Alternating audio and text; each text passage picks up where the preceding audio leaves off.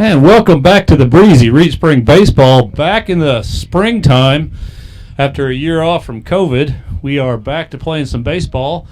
I'm Matt Locke, and I've got Dawson Tilson here with me. How's it going, everyone? It is not disappointing. It's 20-mile-an-hour crosswinds across the field. We got the wind in our face.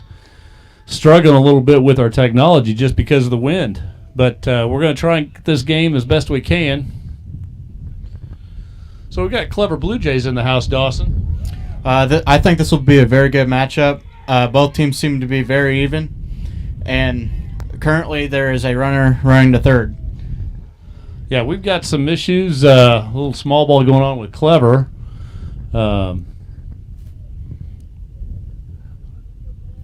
Looks like we've got a first and third situation. Good bunt. Something happened and we didn't get to it. Dawson and I are just trying to keep ourselves from getting blown away. It's very windy out here. So we've got Brant Miller on the mound, number 14. Lefty starter for the Wolves.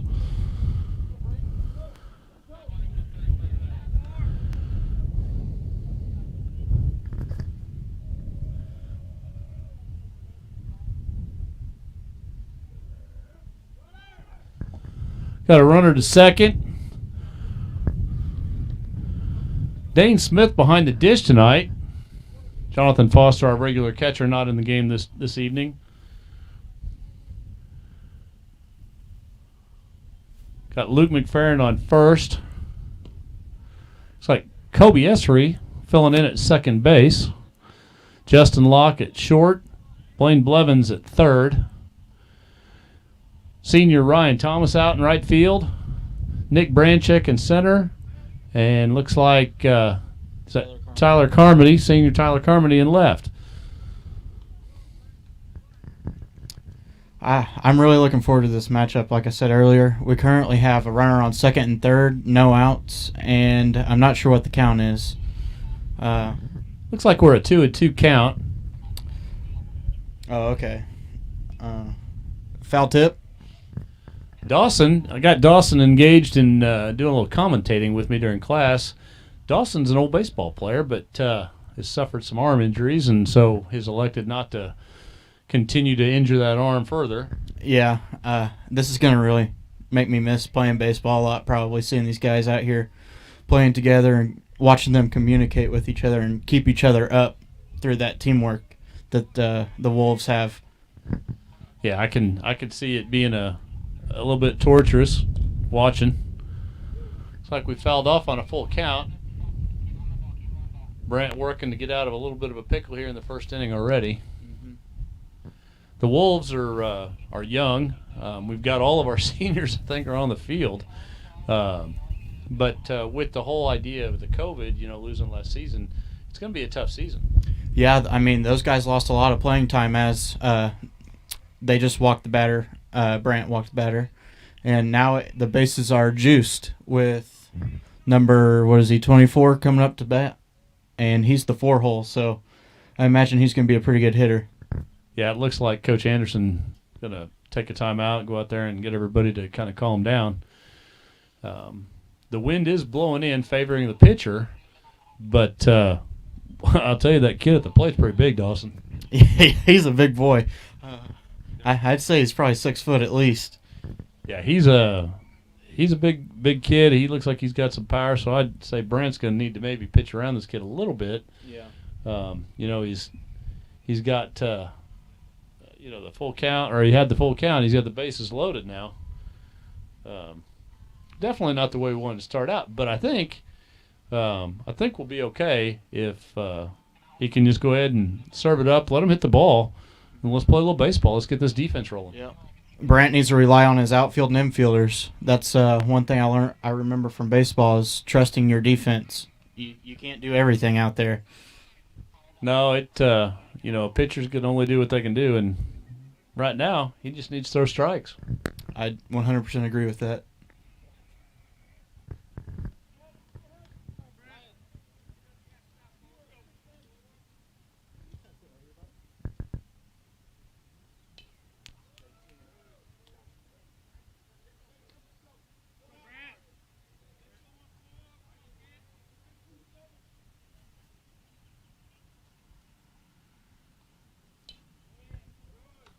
Big foul ball back over the backstop.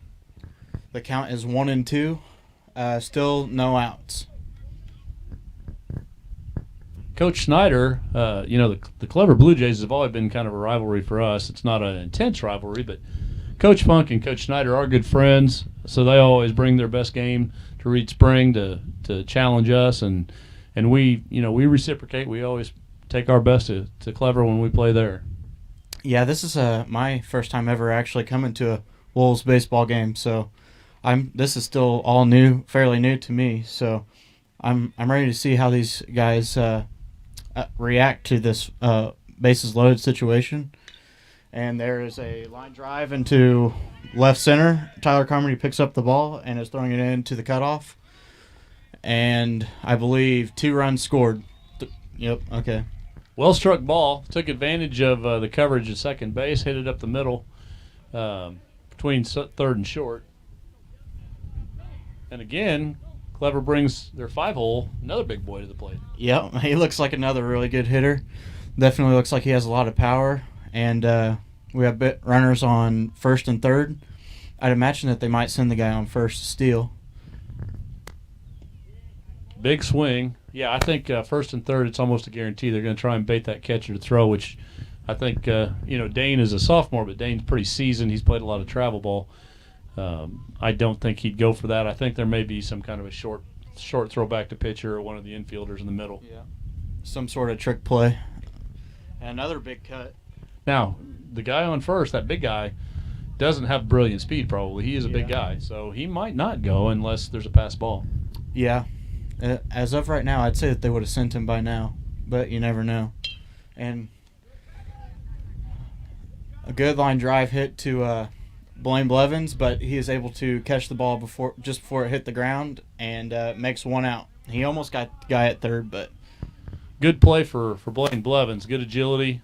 Shows that even though he's a big boy, he does have the dancing shoes on. He can. Yep. Yeah, he's very quick. He's the center for the football team, so he has very fast reactions.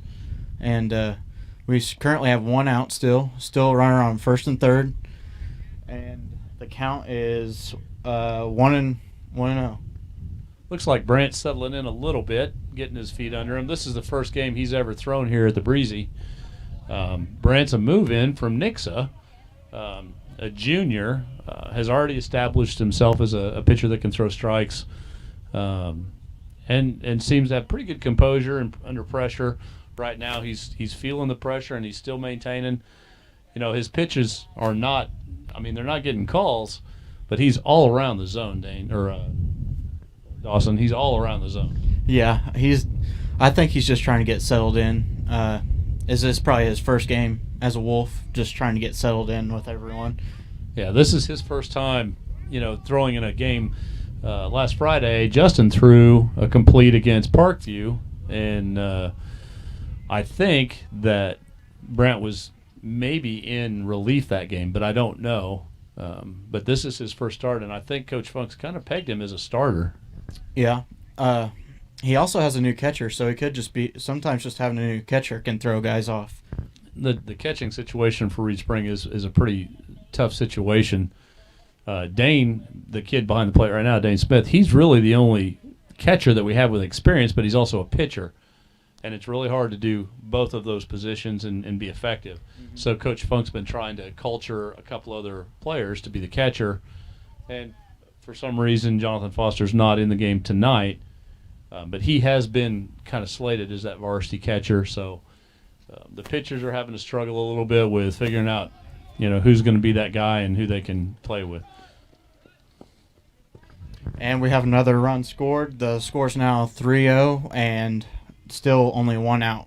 We have a runner on. Actually, the bases are loaded once again. And probably the 7 or 8 hole is up to bat. We'll see what he can do. He is a lefty, so we have lefty going on lefty. Again, we want to apologize. We came out, we tested the equipment Sunday, had some issues. We thought we had them corrected, but unlike football or basketball, we don't have access to this field very, very much. So when we test here, it's kind of a pack everything up, come over here and test, and then go home. for us, this is our most challenging stream situation. A lot of buried cables that can kind of lay waste to to the metal cleats of the baseball players. And, of course, the wind is always an issue here. It wreaks havoc on our efforts. So we're trying to do the best we can. We know the footage might not be stellar. The internet here is sketch. We're just doing the best we can, so we'll try and put something together for you guys.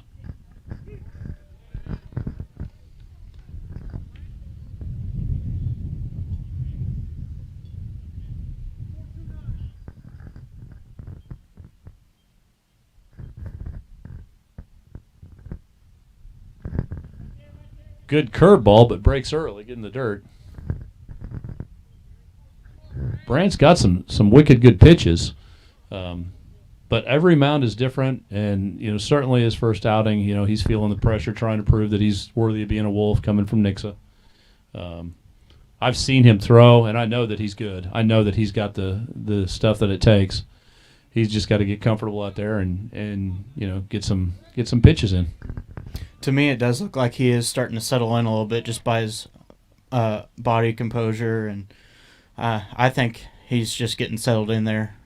It looks like another very good pitch, and struck him out. Rung him up with a look. That's gonna go a long way for his attitude. Now that gives us 2 down, so out of any bag, the base is loaded. We get out of this with just a 3-run. Wolves have been hitting the ball at Parkview. We lit things up at Parkview, so hopefully whoever they throw against us will be somebody that we like. Yep, that's all you can hope for.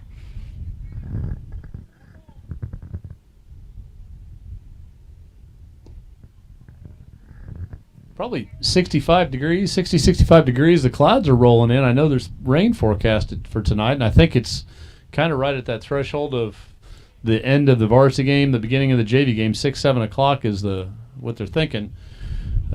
And for us, that's always fun with the technology in the field under a tent. We get the rain. We got to get out of here pretty quickly without suffering any damage.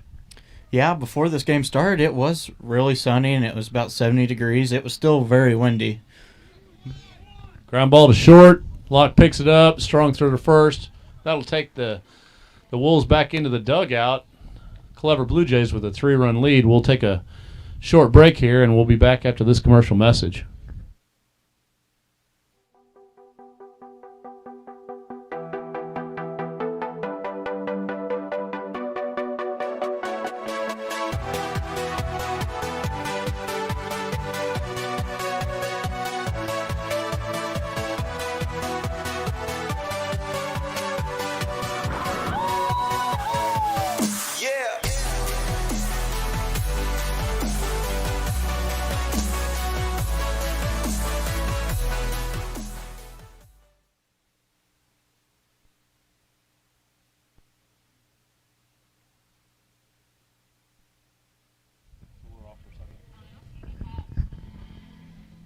Thank you.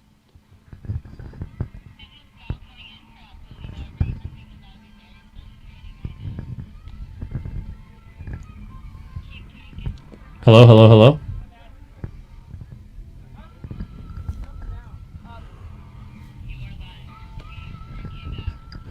So we're back. Clever in the field, warming up. So, Dawson, what position did you play when you played ball? I played a little bit of everything. I played third and shortstop. The main thing I played was first, and I also pitched a lot. So pretty much a utility.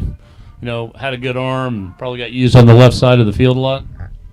Yeah, I didn't really play a whole lot on the left side. I just kind of filled in if they ever needed me, if someone was hurt or couldn't make a game or something like that. But my primary position was first base. Well, that's definitely an important one. And are you right-handed or left-handed? Right-handed. Man, it would be sweet if we had another right-handed pitcher on the team, but I know that those arm injuries are rough. I've been there, done that, understand it. Yeah, I got to the point by the end of a game I wasn't able to hardly hold my arm up anymore. So then I also moved from Republic down to Branson, so that's kind of when I decided I just didn't feel like playing anymore. Yeah, I totally get that. Tyler Carmody at the plate, leadoff for Wolves. making this pitcher work. I'm not behind the umpire. I'm not behind the plate. We're sitting out on the left field line, but it looks like this umpire's got a pretty tight zone. Yeah, I'd say he's got a pretty tight zone from what I've seen so far, as Tyler Carmody grounds out for the first out for the Wolves. Solid play, shortstop number 1 for Clever. Scooped it up and went right at it. Yeah, it was a pretty close play. Carmody's got some wheels. Yeah, he definitely does. I know coaches usually try to put a pretty quick player for their first batter. We got Luke McFerrin up in the 2-hole. Luke, playing first base on the field, has been pretty productive so far in the season at the plate. Coach Funk mixing it up a little bit with the lineup this year and doing a lot of things different, but he's got a different situation. He's got a different group of kids. So it's like Luke gets on with the ground through the second baseman.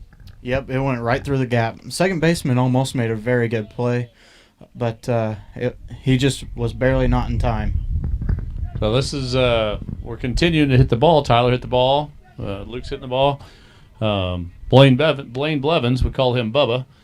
Bubba up to bat in the 3-hole. Bubba's been pretty hot, so hopefully we'll see if he can get a hold of one. Yeah, we'll see what he can do. Here comes the first pitch.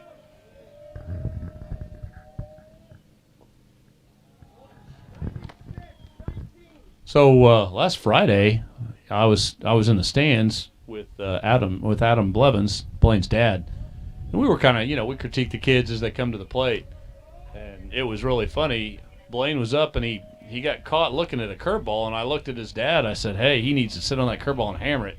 And the very next pitch, he sat on a curveball and hammered it, and it ended up being a fly out deep to left, but the wind was coming in pretty hard. But if it'd been like it is here right now, it'd gone out. That's crazy. I know Blaine is probably looking for a fastball right down the middle or a hanging curveball as he hits it in the gap between the third baseman and shortstop. So now we have a runner on first and second with 1 out. Now we have Justin Locke up to the plate. And I'd say you've got a few things to say about this kid named Justin Locke. Honestly, I don't have anything to say about this kid. I'd probably just get in trouble.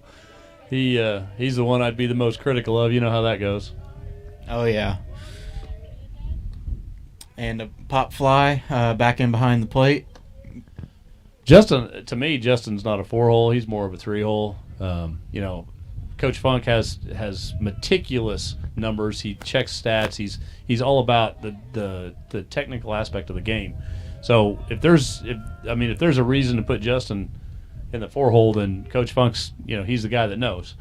But for me, I like Blaine in the 4-hole. He's got that big power, and although he's quick, I think maybe I'd rather have Justin in front of him on the bases. But like I said, Coach Funk is way more baseball savvy than I am, so I know he's got a plan for these guys. Oh yeah, head coach always has a plan, and it looks like another foul out of play.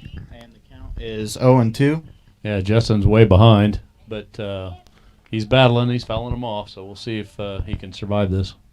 Yeah, all these foul balls will wear that pitcher down, too, even though it's early in the game. They really start to stack up later on.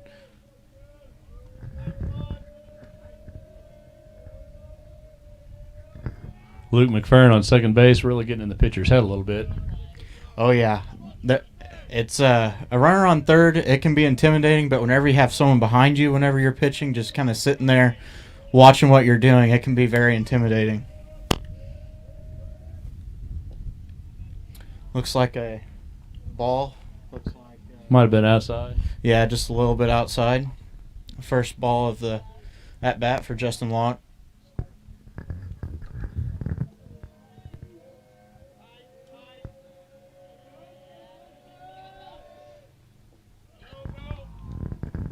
Big looping curveball, and it came in low. Justin sat on it.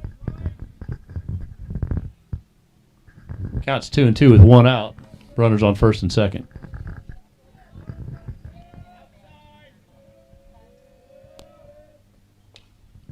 Who drove it to right field. Looks like it's down. McFerrin headed home. Ball coming all the way in. Blevins will get to third. And Locke will stay at first. So RBI for Justin. Moves Blaine to third base with one out. That will bring up, I believe, Nick Branchek. No. That will bring up Brant Miller, pitcher. Yeah. Now, Coach Funk is known for his small ball. I don't know if you know this, Dawson, but he gets really creative. He's a big fan of squeeze plays and suicide squeezes. And, with Blaine on third, it limits what he can do because Blaine obviously isn't the quickest kid on the team. But I guarantee you it wouldn't be beyond Justin to just start going to second before the pitcher even begins his windup. Try and draw a throw from the pitcher and let Blaine have home. Yeah. As a head coach, I would say that you always want to keep the opposing team's defense on their toes. Just always keep them guessing.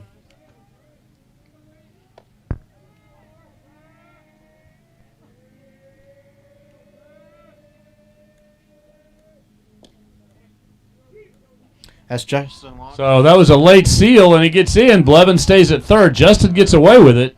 That was a very close call right there. I kind of thought they had him. There are those shenanigans. I'm telling you, Coach Funk likes to fiddle with that stuff. He's all about the small ball. He tried to draw a throw with a late steal, and this is not something that wasn't by accident. That's by design. Yeah. As he was just sitting there talking to Blaine Blevins' ear, and foul out of play. It's way back there. We are a little suspect on those foul balls down the third base side because we're kind of in the zone where we could take one in the ear. Yeah, it can be baseball can be a very dangerous game.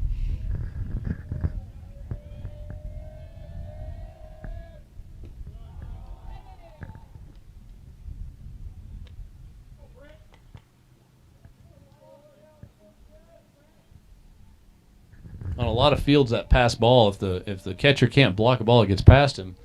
The runner on third will take a swing at trying to get home. But here at the Breezy, we've got about 3 feet of brick, and that ball will ricochet right back to the catcher. And if a smart catcher will turn and be ready for it, not always, it doesn't always do that, but a lot of times it'll catch a runner coming home.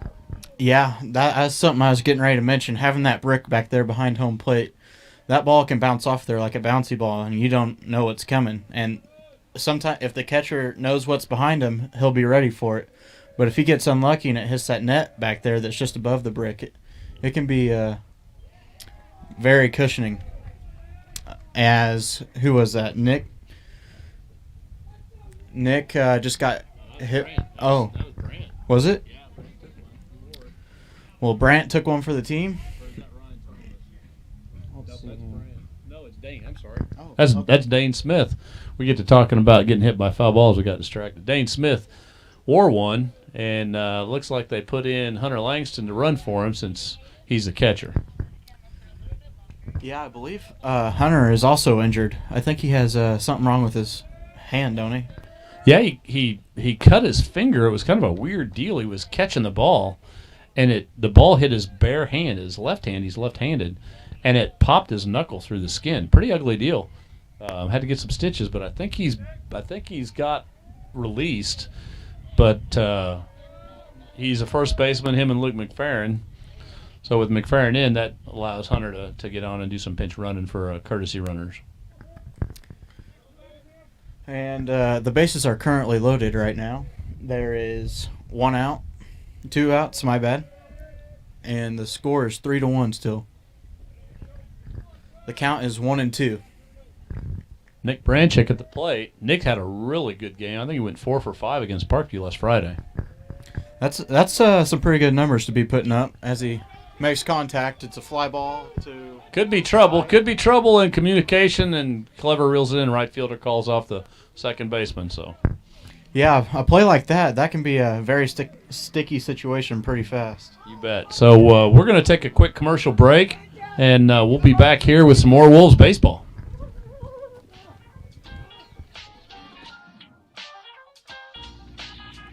Looking for some amazing dinner options? Located on Highway 76, just east of Stonebridge Village, Ozark Mountain Pizza has mouth-watering pizza, pasta, breadsticks, wings, and more at an affordable price.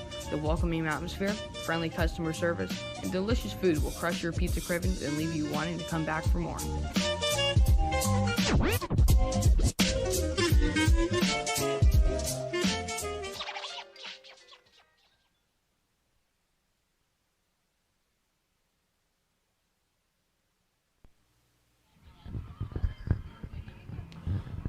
So we're back at the top of the second inning. Clever 3, Wolves 1. We've got a game going. Hopefully, Brant Miller back out on the mound, get that first inning jitters out of the way and get to where he's feeling more comfortable. Yeah, he also had a pretty good break going on. He was back here behind us getting ready for the next inning after he had batted. I have really high hopes for Brant. I think he's going to be a stud pitcher for us in the end. I think he's just, he's got to dot the I's, cross the T's. At the beginning of the season, having a year off. He did play some travel ball over the summer, so he's not completely without having played. But, as a pitcher, there's just not enough time in the day to do all you need to do. Yeah, I definitely agree with that.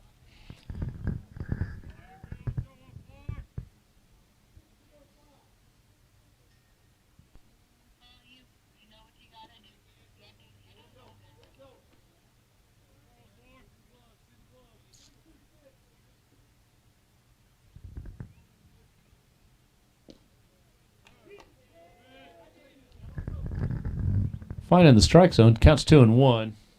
Brant's starting to look a little bit more confident, I think. Yeah, I noticed that Clever's pitcher was also having a little bit of trouble finding the strike zone once he started out. I think sometimes, and I'm a pitcher. I'm a pitcher at heart. Both my boys pitch, and I'll tell you, I think, Dawson, that sometimes these guys that are calling plate, their expectations of these high school kids after a year of not playing ball is pretty tough. They're calling a pretty tight zone. Yeah, they might be trying to get them ready for the next level. I know that as there's a pop fly to the infield and Justin Locke catches it.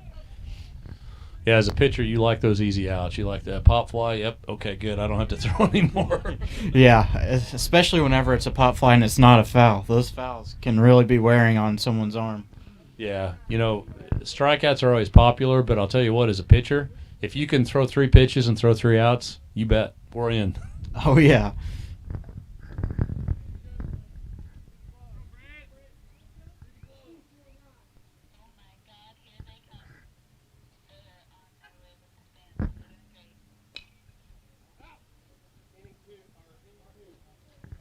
Foul ball all the way to the softball field.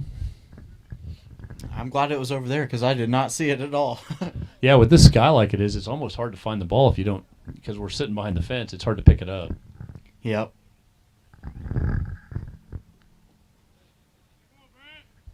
Curveball in the dirt again. His curveball's breaking great. He's just got to get it a little bit farther. His release point's a little off. Yeah, you got to be careful with that curveball, too, because you don't want to leave it too high in the zone. They can really get a hold of that. Yeah, there's a good pitch down low. That was a great fastball off the outside corner. That was good.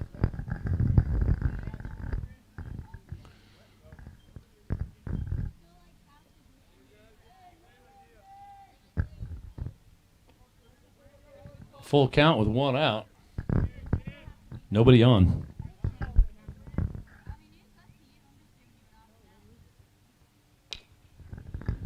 All right, here comes one down the line to us.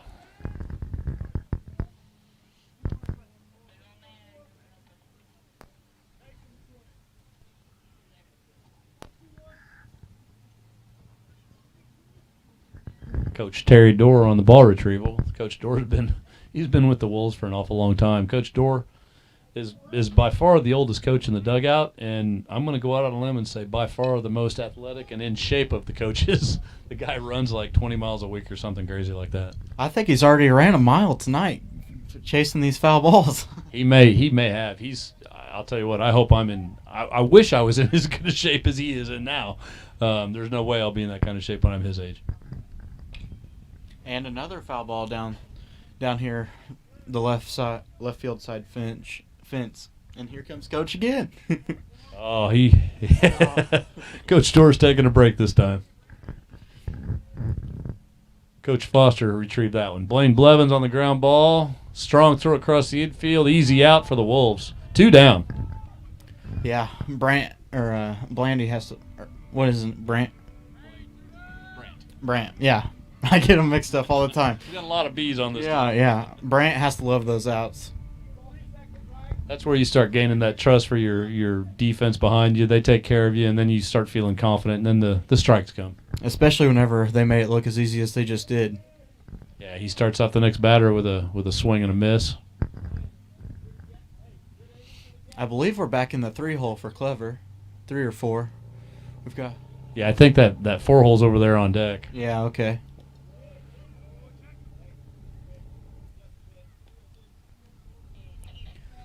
Yeah, based on the reaction of the coaches in the dugout, I'm going to say that umpire zone is pretty tight. They like that pitch and they didn't get the call. Yeah, a tight strike zone is always can always anger a coach, especially whenever they're trying to make these pitchers last as long as they can. Yeah, with the pitch counts and the recovery times and all that, it's important to work your pitchers efficiently. But, I'm sure based on what Clever's kid was throwing, I think it's a pretty consistent zone, which no one can argue a tight zone if it's a consistently tight zone. But I'll tell you, I would rather see them swing the bat, be aggressive, than look for walks when they know it's a tight zone. Yeah, I want to see what these Wolves bats can do. As I said earlier, this is my first game, so. Now, if I remember right, Dawson, this guy went between third and short with a pretty hot ground ball last time. So we'll see if, since there's no runner on second, Locke can play off a little bit, see if we can maybe get a repeat and have a chance at fielding that ground ball. Yeah. We have a pretty big gap between second baseman and first base right now. I know whenever I play first, it's pretty challenging to get off first base as fast as you can to get over there and fill that gap. Yeah, that 3-hole that's on first, number 31, I think he's probably a pretty quick runner. So you've got, Kobe Essery, first time in a varsity baseball game, probably got a little bit of jitters. He's going to be quick to cover that bag. I'm guessing since it's a right-handed batter, Locke's going to take the field and Kobe's going to take the throw. Ryan Thomas camped out under big fly ball to right, and that'll be the third out. So we're going to go ahead and take another short commercial break, and we'll be right back at the Breezy with more Reed Spring Baseball.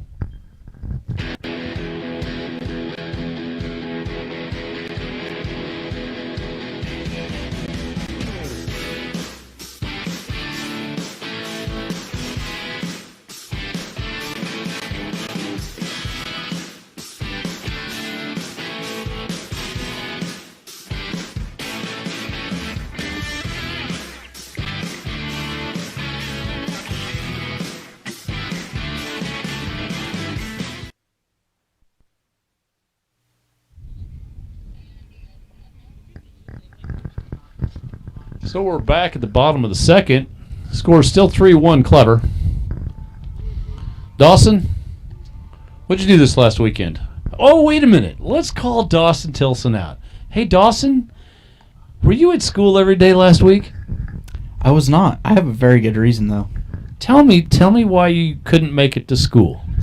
So, this is 100% honest, okay? Whenever somebody starts with this is 100% honest, you got to question whether it's really 100% honest. But I'm going to give you the benefit of the doubt. I want to hear this. All right. So over spring break, a lot of my fishing got cut out because my dad was in the hospital. So I was up there in Springfield sitting at the hospital waiting for him to get out. So let's see here. What was that? Wednesday? He asked me if I wanted to skip school. Am I going to turn that down? I said, yeah, I'll skip school. Let me see what I got going on first, though. And then he said, okay, do you want to go fishing? I said, yeah, let's go. Yeah, so Dawson lives down the street from me. I'm coming home from school, and I see Dawson and his dad out at the bass boat. They're, unpacking their gear and all that. And I'm thinking, wait a minute. Hold on a minute. Something's not right. Dawson wasn't in school today. Yeah, I seen him out there, and I said, oh, boy, he's going to give me crap for this for a while. Yeah, I'm going to, because you know why? I didn't get an invite from Dad. I was at school. I did the job. Come on now. Next time I need to get an invite, I'm going to go fishing. All right, just let me know whenever you can take a day off, and we'll head out there. I'll take a day any day you guys want to take me fishing. All right.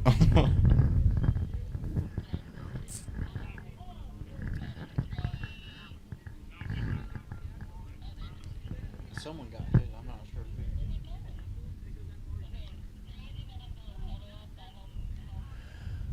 So it looks like there's a question as to whether or not the batter was hit. And he showed the umpire the mark on his arm where he got hit. And he's saying, no, you didn't get hit. They haven't charged him with a ball or a strike. I don't know. I'm not real sure what's going on. Ryan Thomas at the plate.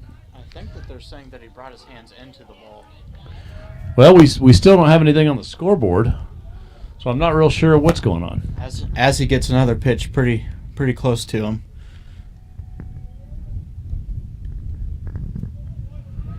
Looks like it was a ball. They called it a ball, but the count's 2-1 right now.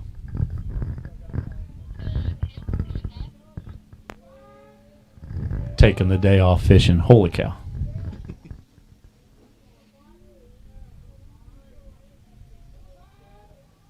I'd say the temperature's dropped 10 degrees since the beginning of the game. At least 10 degrees.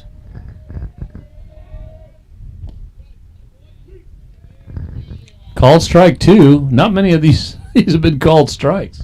Yeah, it's pretty rare.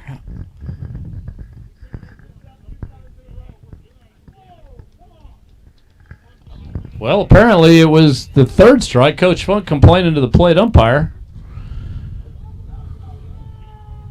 I guess they called that... That first pitch, I guess they called a strike. Coach Funk getting a warning from the plate umpire, but I can't argue with Coach Funk. That would look like a messed up deal from the word go.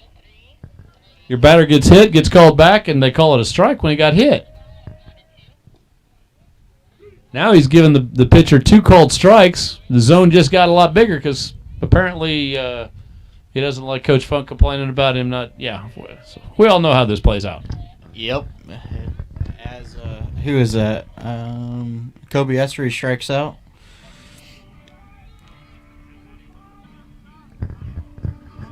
Top of the order, Tyler Carmody, number 15, left fielder. Tyler grounded out to shortstop, first at bat.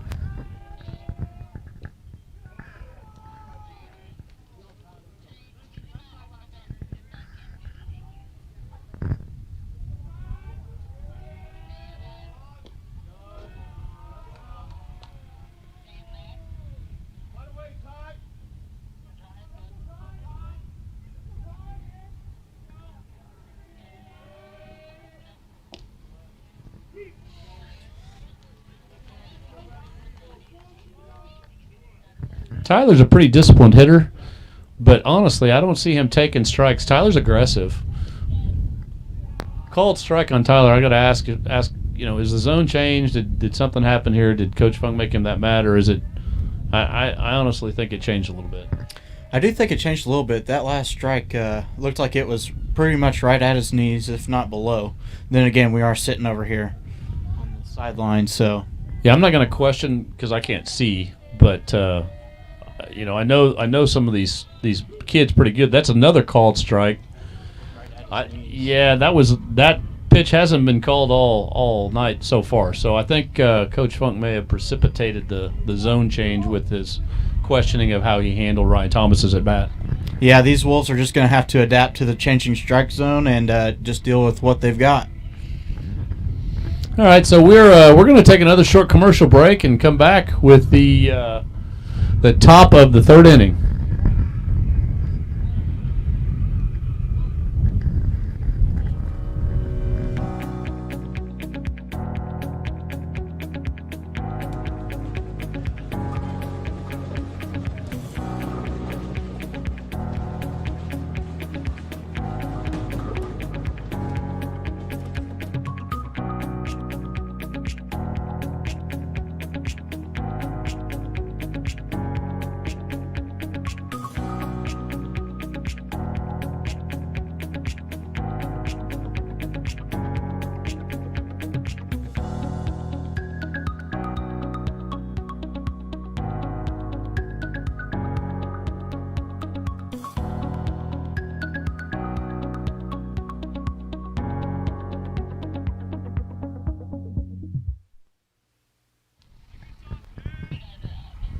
And we're back at the breezy and the chilly. It's not only breezy but chilly this evening.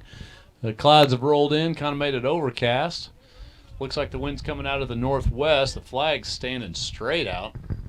Yeah, I'm glad I didn't put shorts on. I was debating on if it was going to be too hot for pants whenever I was coming out here. I'm glad I stuck with pants. So that zone that opened up seems to have remained open. We've got a called first strike on Clever's batter.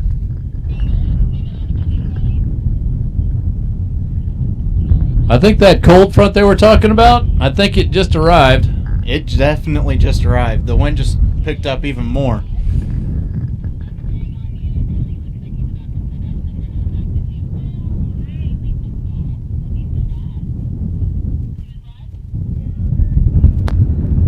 And a called third strike, so I think maybe that zone has opened up a little. Yeah, I like seeing a tight zone just so because I want to see these batters hit, but I like seeing an open zone so that pitcher don't have to work as much. I agree. I'd rather it be open and force the batters to swing and not be able to look at pitches. Yeah.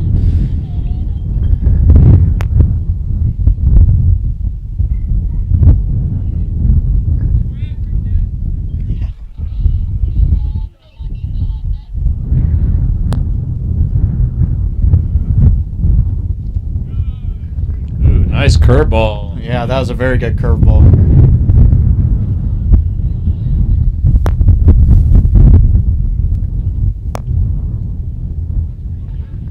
A swing and a foul tip. Counts 1-2 with one out. Nobody on.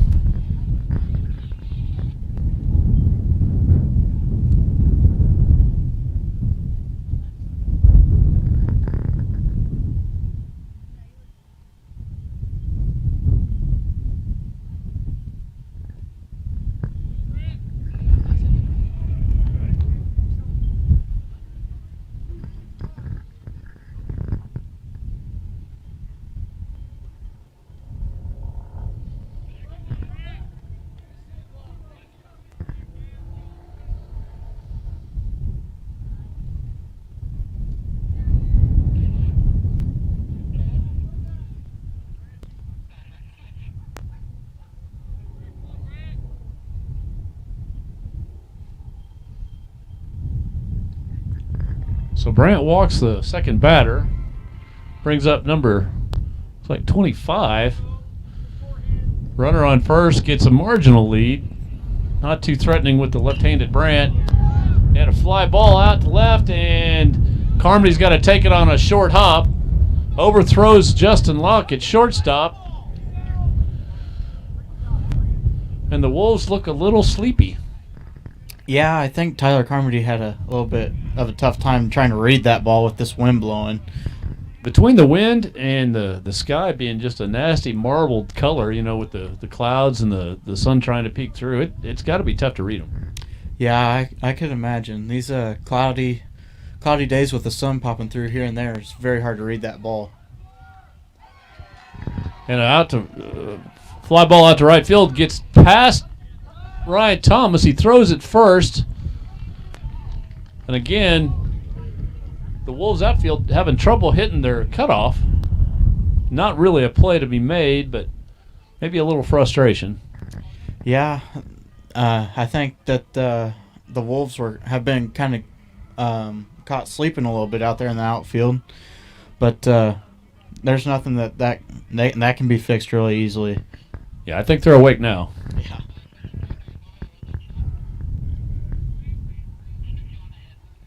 Runners at first and second with one out.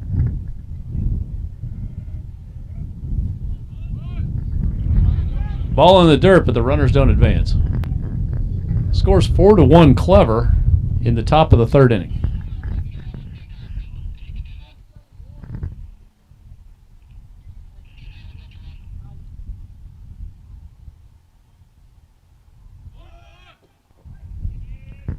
Offered a bunt and missed. Yeah. If he would have made contact with that, that could have been a big deal, moving that runner to third possibly.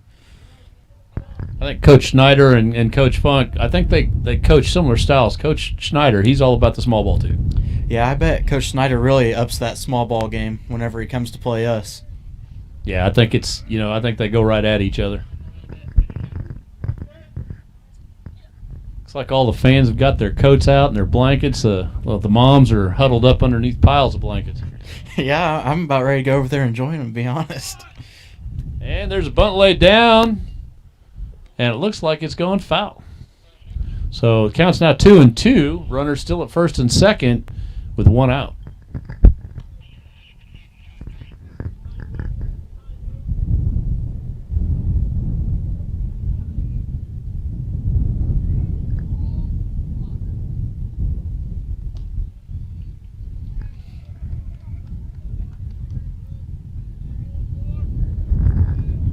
in a little bit more of a pressure situation. Full count, 1 out, bases. Got runners on first and second. Need a strike right here. And he rings him up with a called third strike. 2 outs. Brandt gets himself out of a jam there. With 2 down, we'll take the easy out and get out of this inning if we can.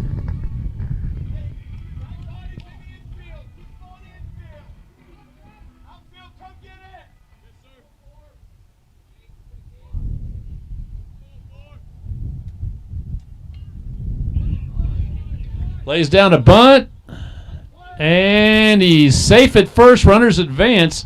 No one scores, but a great bunt down the first base line. Brandt fielded it, but it was a great place for a bunt. Yeah, that was a great bunt. It was a hard bunt for Brandt to get to just because he's a lefty. If he were a righty, I feel like he would have had a better chance at getting that runner out. Yeah, and the runner was quick. He was down the line quick. He obviously, that's not the first time he's laid one down. Yeah, I bet he was ready for that.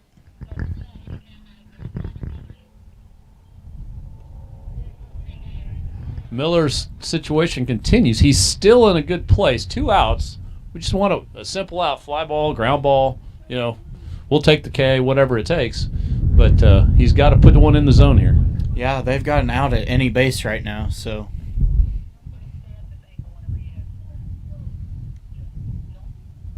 Counts 1-1 with 2 outs. Bases loaded.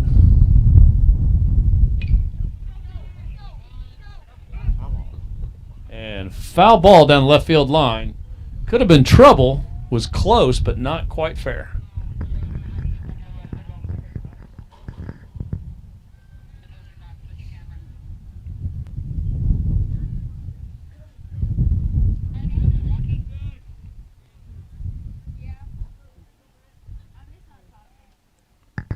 Counts 1-2. In the dirt. Good block by Smith behind the plate.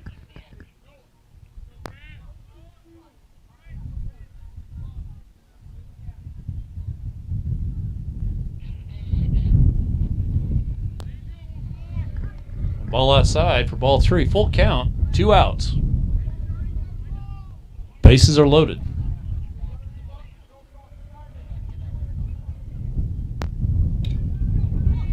And he drops a fair ball down the left field line. Carmody fields it. One hops it to Blaine Blevins at third base. And a runner will score. Bases still loaded with 2 outs. Good timely hit by the clever Blue Jays. Yeah, he couldn't have placed that ball any better. That was just barely playable. Coach Funk out for a mound visit.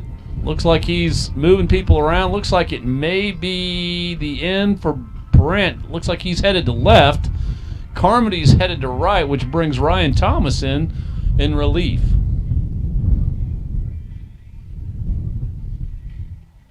So while we've got this pitching change on, we're going to take a quick commercial break while the pitcher warms up, and we'll be right back in 30 seconds with more Wolves baseball.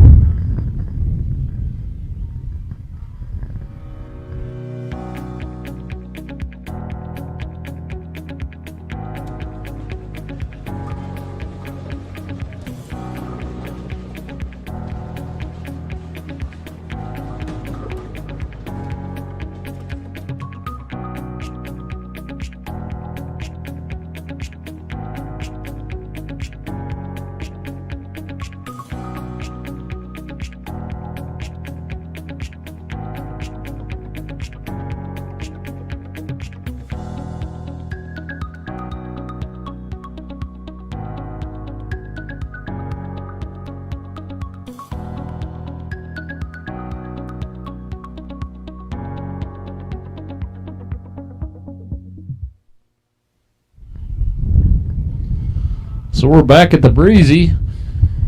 It is, I'm even afraid to guess what the temperature is, Dawson. It's got to be in the 50s, about in the 50s by now. I'm going to have to check my phone. I'm going to say it's got to be low 50s even. Yeah.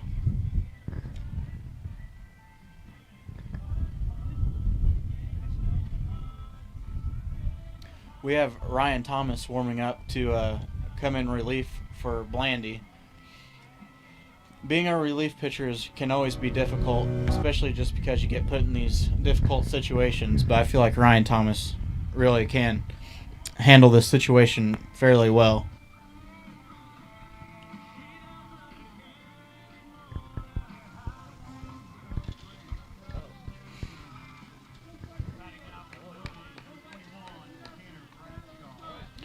It looks like we have their 3-hole up to bat. There is currently a runner on second and third with 2 outs. Ryan's first pitch was a ball. The count is 1-0.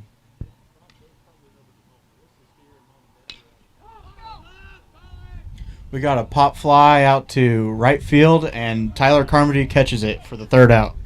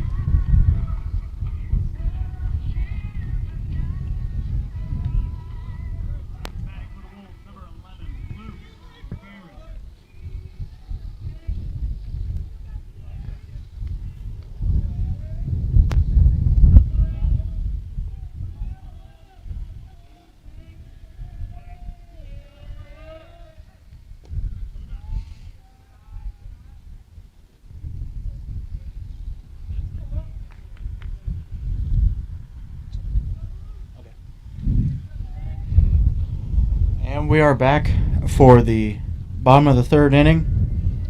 The current score is 6-1, and the Wolves are looking for a way to score.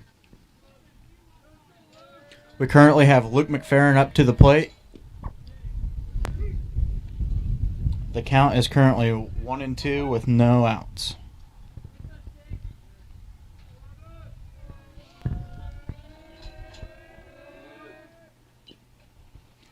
Luke takes a nice cut, foul tips it. The count is still 1-2.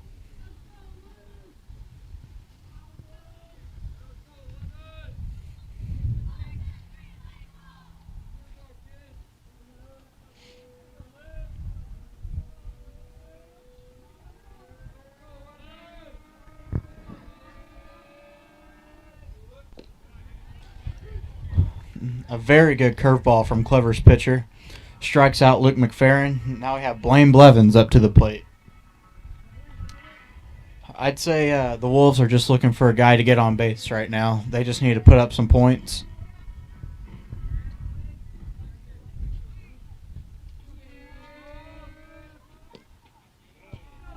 Blaine takes the first pitch for a ball low.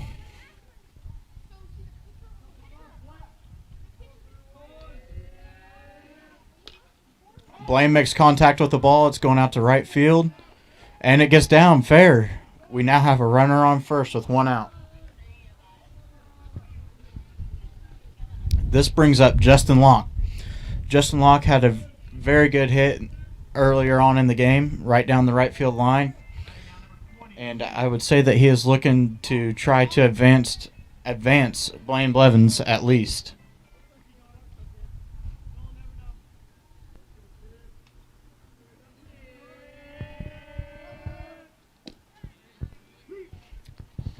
The first pitch is called strike.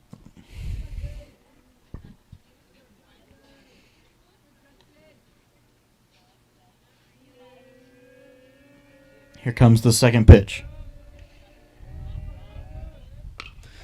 Justin makes contact. Shortstop grabs it and flips it to second for the second out of the inning. So now that brings, let's see here. Now Brant Miller is up to the plate with Justin Locke on first with 2 outs. So in this situation, Justin Locke will be looking to run on any contact.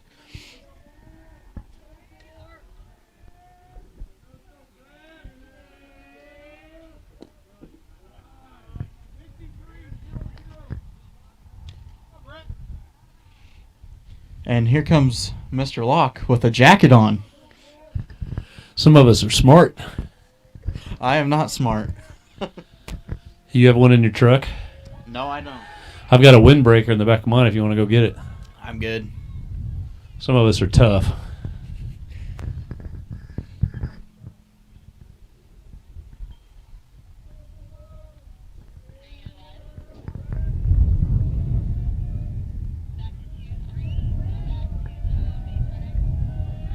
And a throw behind the runner. Locke's safe at first.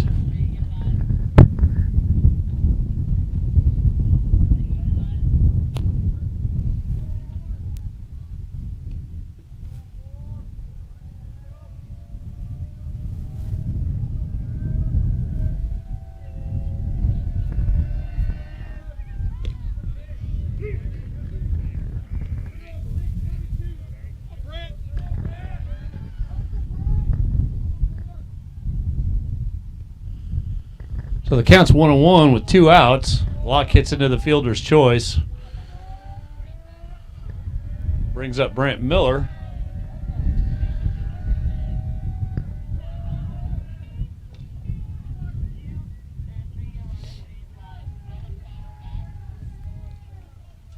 At the beginning of the game, the wind was blowing in hard, giving the pitchers the advantage.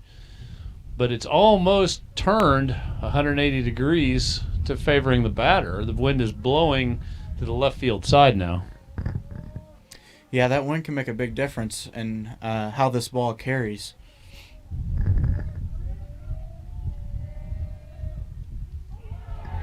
And he throws a deep inside, hits Brant. Obviously not what the pitcher wanted to do.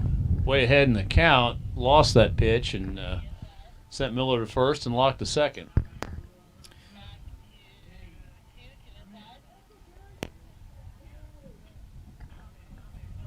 Coach Funk coming out, obviously he's concerned. It looks like it hit him in the left arm, which is his pitching arm. Yeah, as a coach, you're always concerned for your players, especially someone who just got done pitching.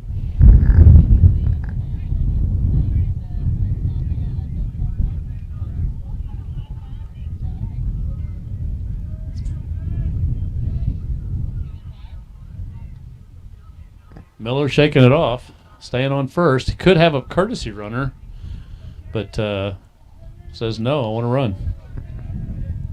Was he the one that had the conflict earlier with the hit by pitch? No, I think it was Ryan Thomas. Okay. I don't think there was any contest on whether or not he was hit. It pretty much hit him and dropped. Yeah. Dane Smith at the plate.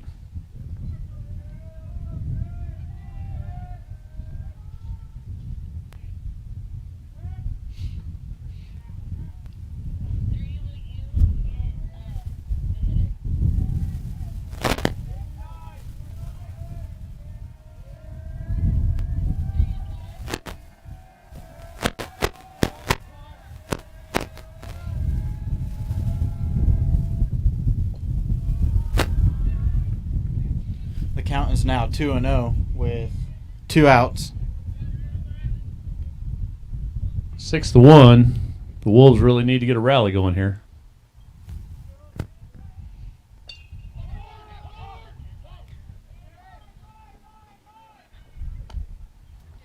An infield fly to the shortstop will end the inning for the Wolves. So we're back in 30 seconds with the top of the 4th inning. Clever 6, Wolves 1.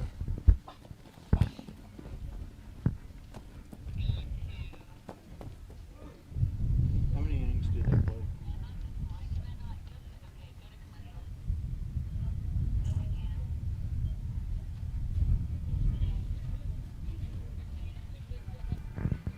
And we're going to still try and go to commercial.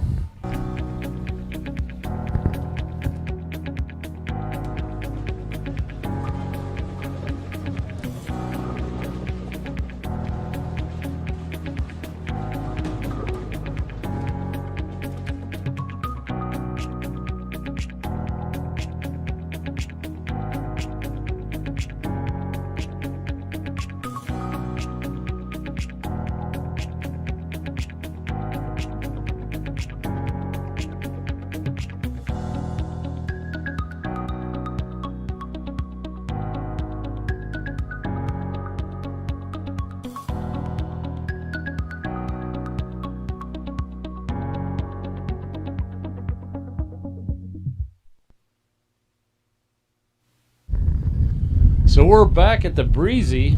I checked my phone. I went onto the KY3 weather app. I showed this to Dawson. I'm not buying this, Dawson. I'm just not buying it.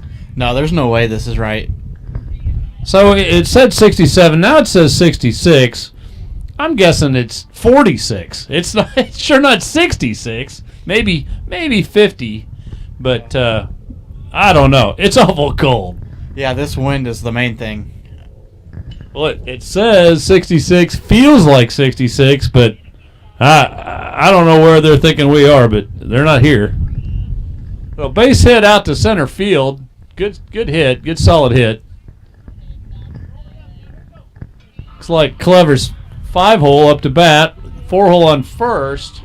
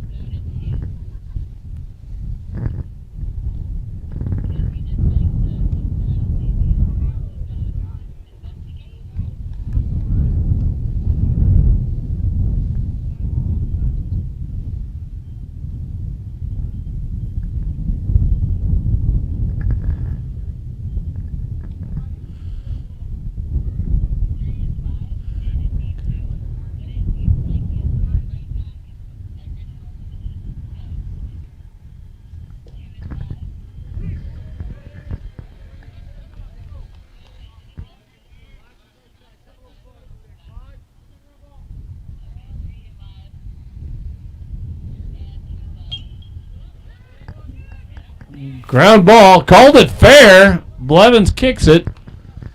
Tough ball to handle over the back. Yeah, that's a really tough ball. You got to watch for the base. Make sure you get the ball before it hits the base and the ball goes flying. Coach Funk brings in the corners, expecting a little small ball from Coach Schneider. He's got a small, looks like a small, agile runner at the plate. Yeah. Coach Schneider has 3 outs to give up right now, so. And his batter does offer up a bunt for a strike. I'm going to bet that he's going to go again just to move those runners with no outs. Like you said, he's got 3 outs to spend. He's going to spend one right here. Yeah, and sometimes you never know. He could get away with no outs after a trick play. Well, the batter holds, so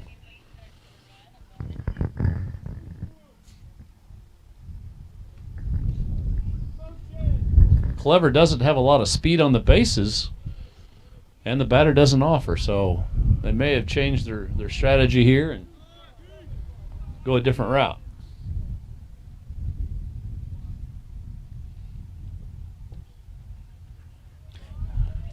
Three straight balls. Thomas struggling a little bit with the strikes.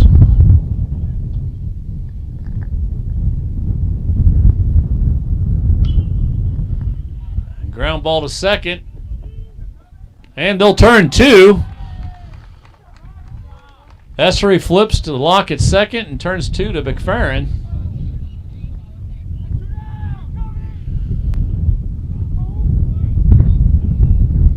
Will advance a runner to third, though. Even though it's their full hole, he's a big guy, but he is at third, so any base hits can score a run.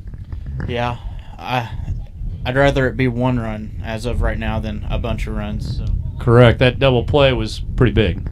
Yes, it was. I bet that got rid of some of Kobe Essery's jitters for his first varsity game. Yeah, you could tell he was pretty anxious to get a hold of that. And we got a foul ball backing away behind first.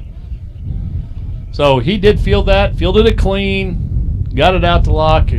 Good timing at second base. Was a good solid double play. So that's going to, like you said, kind of calm him down and get him comfortable. Also, it's going to help Ryan Thomas on the mound. You know, he's trying to overcome this crazy wind. It's hard to keep your arm warm, you know, when it's this cold. So having some good defense behind you always helps. Oh, yeah. Way ahead in the count, 1-2 with 2 outs. Runner at third.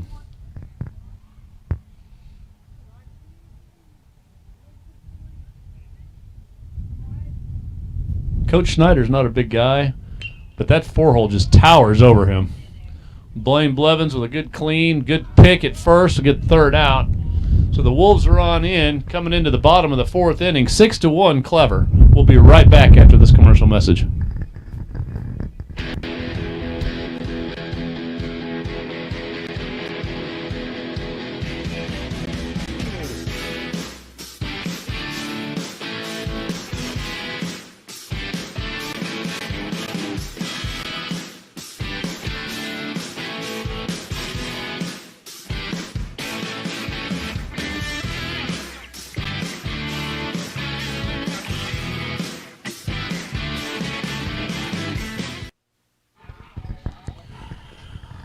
So, during the break, Dawson decided better of his decision not to get a jacket and is running out to the truck to get his hoodie.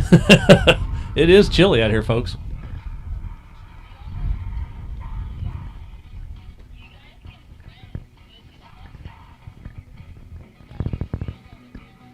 So, being the first stream of the season for us, it became painfully aware as we tested that we had some compromised cables under the field. Most of our cables are buried, but the boys scrambled and put up a temporary camera out in far left field. So not what we typically would have, but hopefully we've got enough of the game that you guys can see what's going on when you can't be here. It's certainly warmer in your living room than it is here at the Breezy. Nick Branchick, big swing for strike one.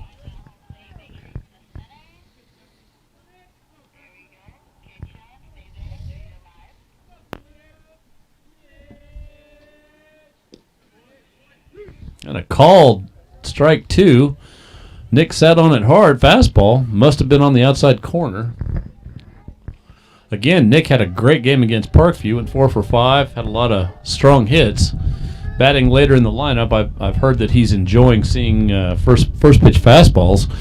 You know, as a strong hitter, if you're up in the top of the order, you don't always get the luxury of seeing those good pitches up front. Taking advantage of them. He definitely did against Parkview.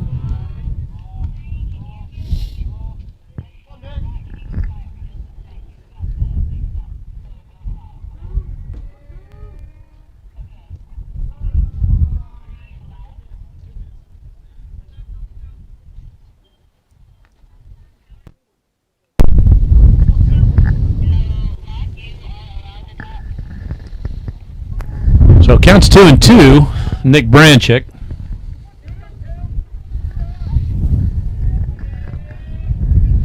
Clever with her lever in. And a foul ball, still alive. Branchick fights off the high fastball.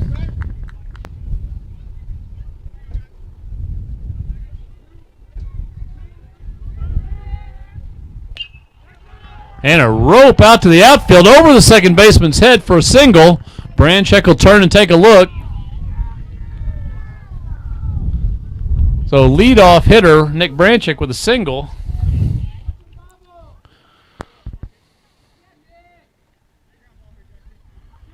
That'll bring up Ryan Thomas. The flag is standing straight out in center field. Favors anything hit to left field. Dawson back with the hoodie. This feels a lot better. Yeah, I'm gonna agree with that. People can say what they want. I feel a lot better having sleeves on.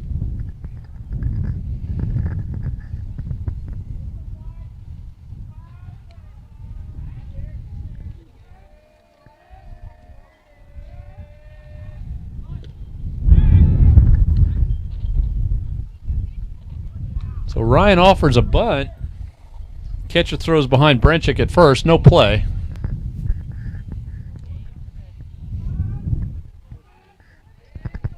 A lot of noise from the Wolves dugout, trying to get things started with the leadoff single.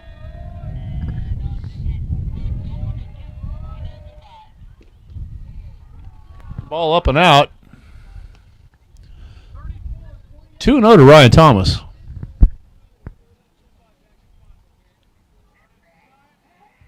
Branchek with reasonable speed takes a pretty big lead, and he's going to second, and there's a throw down, and he's in a rundown, and they're going to catch him. The late steal did not work. Good throw from the catcher. Burned Branchek at second base. Yeah, Nick hesitated quite a bit about halfway to second. I don't know if he thought he heard something else and he wasn't supposed to go or what happened. Sometimes I think that might be an effect of having those trick steals, the late steals, the late breaks. Sometimes you can get that kind of stuff in your head, and then you forget what you're doing, and you need to get that good jump, and he didn't. But so big swing from Ryan Thomas.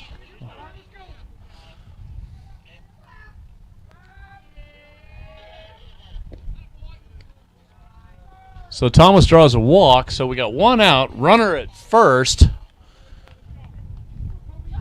Brings up Cobra Yessery, second baseman. Kobe, for a little guy, swings a big bat. He looks like he'd be a small ball guy, but honestly, he makes good connection with the ball. He's going to hit it pretty hard. Yeah, I want to see him make good contact just to get his first varsity hit out of the way. Oh, and they throw behind Ryan Thomas, and they get him at second. Catcher is on fire for Clever.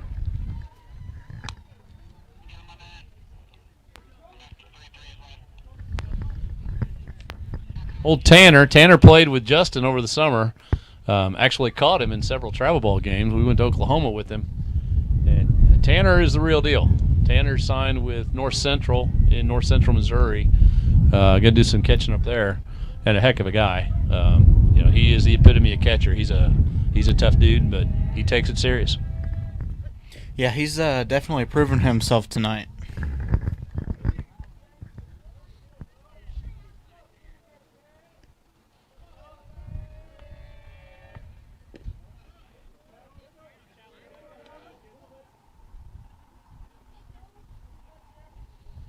Escher with a 2-2 count, 2 outs, nobody on. Ball way outside for a full count.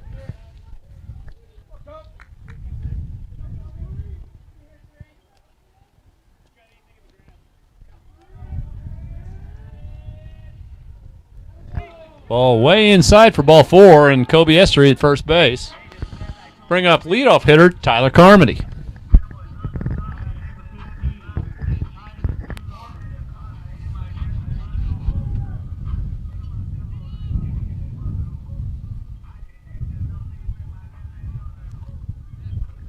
Coach Funk calls a quick timeout to talk to Carmody.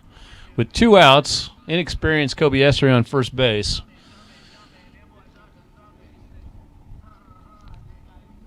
I'm going to go out on a limb and say that Coach Funk is just trying to slow the pace of the game down a little bit here and see if he can upset the defense. Yeah, I would definitely say Coach Funk has something up his sleeve for this situation.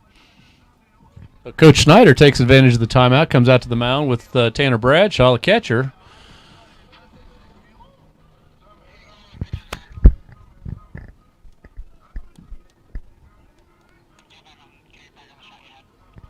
So while everybody's done talking, we're going back to playing some baseball. We'll see how this timely called timeout by Coach Funk sees if maybe it has an effect on the defense like he was thinking or possibly thinking. Yeah, we'll see what happens.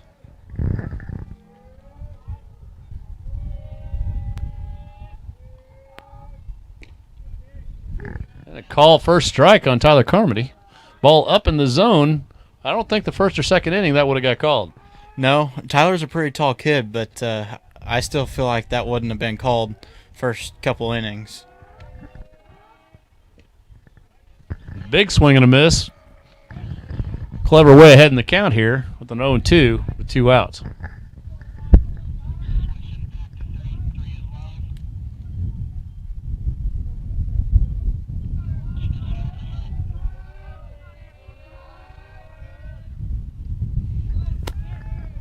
Big sloppy curveball gets away from Bradshaw, which will allow Essery to advance to second.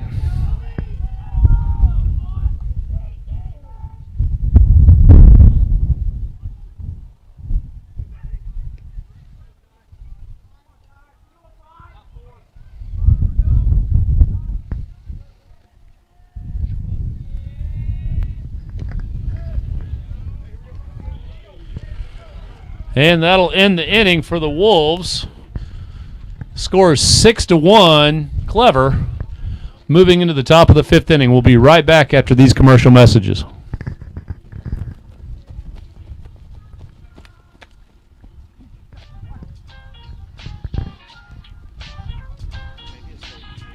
Looking for some amazing dinner options? Located on Highway 76, just east of Stonebridge Village, Ozark Mountain Pizza has mouth-watering pizza, pasta, breadsticks, wings, and more at an affordable price. Their welcoming atmosphere, friendly customer service, and delicious food will crush your pizza cravings and leave you wanting to come back for more.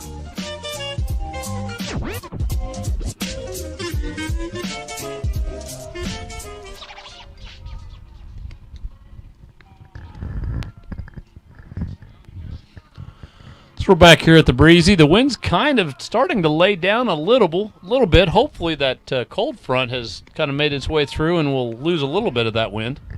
Yeah, I'd like to see this wind die down a little bit, but that flag is still straight out there.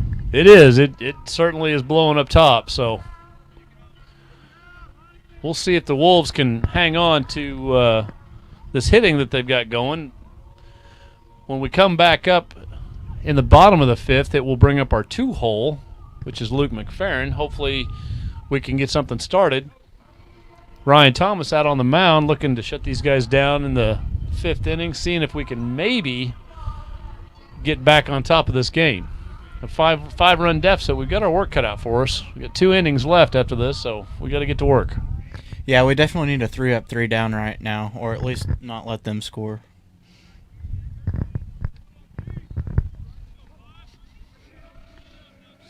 Something burning or something? I'll tell you what, it's been a while since I've smelled a baseball concession stand. Those burgers smell pretty good. Yeah, it has definitely been a while since we've had any sort of concessions. Yeah, COVID, that's one of the definitely bad things about COVID, when it shuts down the concession stand at the sporting events.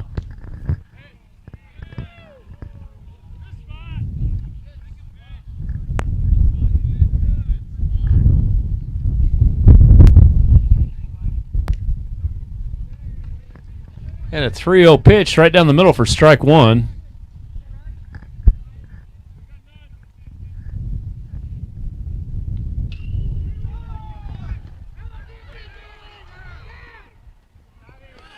And a quick move by Ryan Thomas over to first. McFerrin quick to the ball.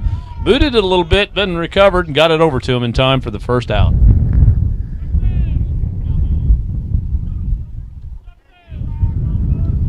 Good hustle by McFerrin on first base.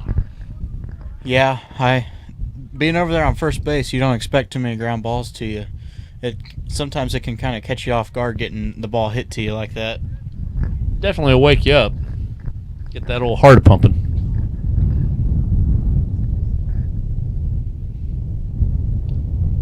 Ooh, a little lazy curveball in for a strike. Counts 1-1 with 1 out.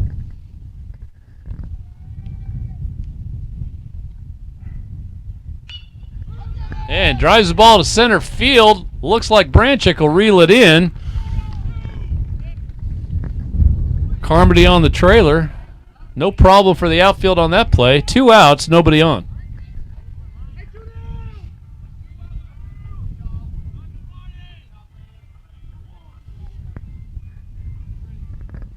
That'll bring up Clever's leadoff batter, number 1.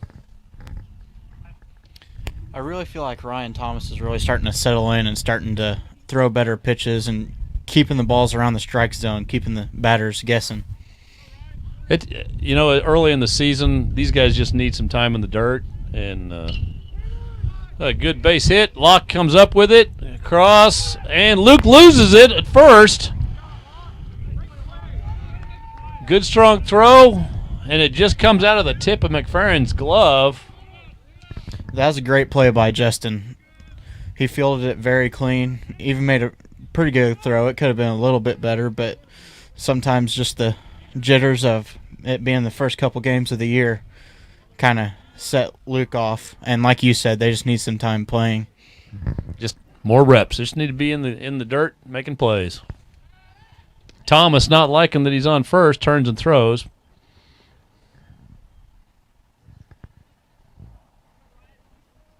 So the Wolves with 2 outs allow a runner to first. 2-hole, number 3 up. And there's a throw down to second. No play. Obviously, that leadoff runner is pretty quick. Yeah, he was really quick. It didn't take him long to get down there. Estrie comes up with the ball in the dirt, but just no time to make the play.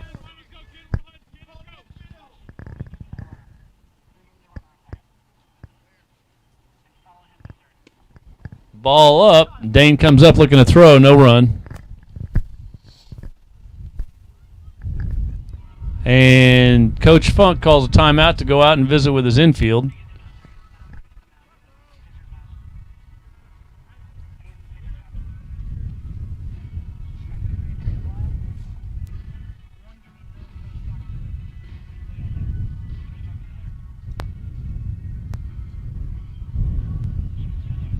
I know if I was out there, I'd be saying, let's light a fire and roast some marshmallows or something. It's kind of cold out here. That's why they're huddling up out there. It's just to keep warm.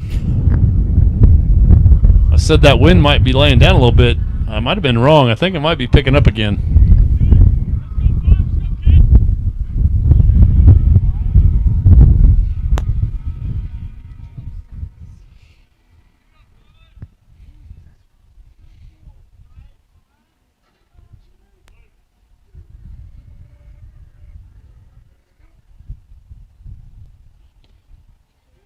And a called first strike.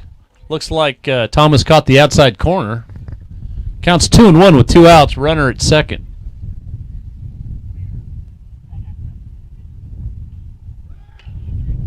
And we got a looping fly ball. Texas Leaguer style comes into left field. Brant Miller comes up, throws to second. Will score a run, make it 7-1. And the 2-0 for Clever is on board with a single and an RBI.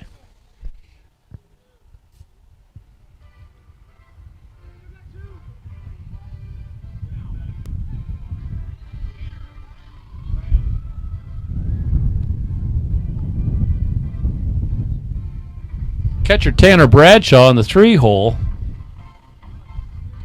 Not without power. Tanner Bradshaw gets a hold of one. He could send it for a ways. He's got some power. Yeah, this could be a very dangerous at bat. The Wolves definitely do not need them to score any more runs.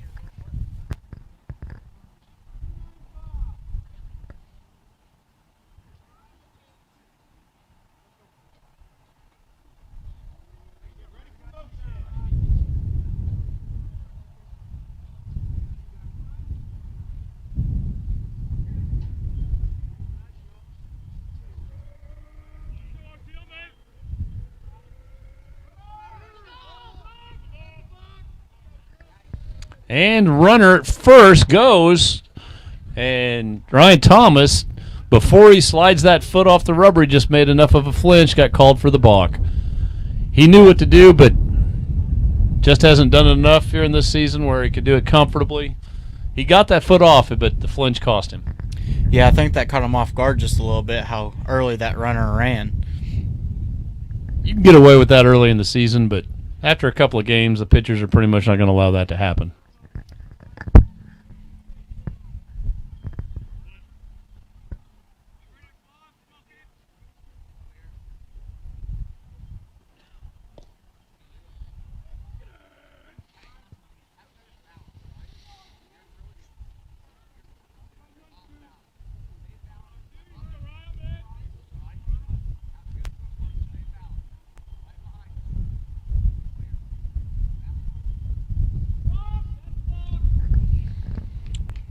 And now got called for another balk. He was in his quiet position at the mound, and he sank and then lifted.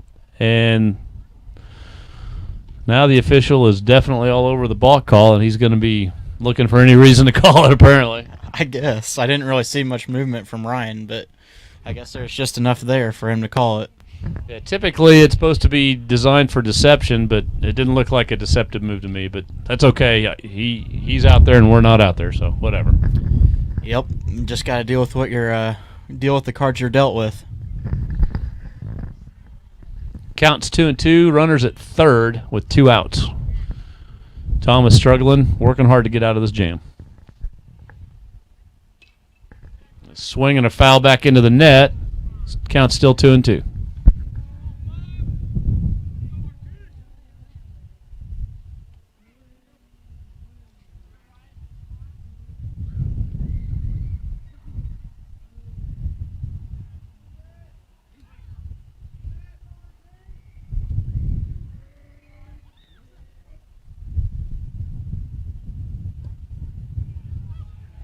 Umpire wanted to raise his arm and didn't. Full count.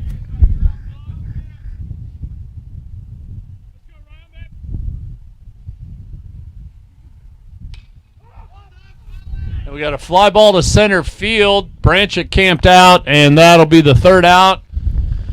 Clever scores 1, bringing the score to 7-1. The bottom of the 5th. Luke McFerrin will be up to bat when the Wolves come back out. We'll be right back after this commercial message.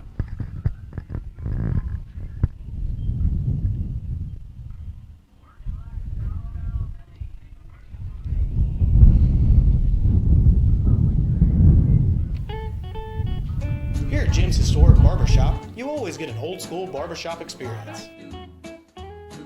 Classic haircuts at an affordable price. Traditional straight razor shaves with hot towels and all the extras. All with the feeling of the original barbershop experience. For the love you give, they just won't take. You can ask them, please. Come visit Jim's Historic Barbershop in downtown Reed Spring.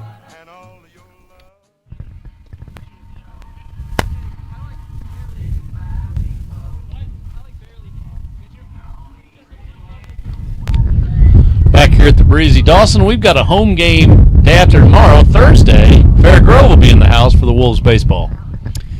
I got a feeling that'll be a pretty good game there. I think Fair Grove is kind of I don't know, it's a small school. It's between Buffalo and Springfield, but I'll tell you, typically they put together some pretty good teams in every sport. They're an athletic type school. Yeah, these smaller schools, you can't always sleep on them. They can have some really good teams in almost every sport. I agree. They have small communities, and they surround and support these programs and rally behind them, and it makes a big difference. Yeah, one thing with these small schools is usually these kids have played together their whole life, kind of like the Hartville basketball team. That's why they are so good, I feel like, is because they've played together their whole life. Absolutely right. I agree completely. So Luke McFerrin up to the plate, bottom of the 5th, 7-1, Clever. First pitch swing, grounds to the third baseman, makes the play. That'll be the first out for the Wolves. Blaine Blevins, Bubba Blevins up to the plate.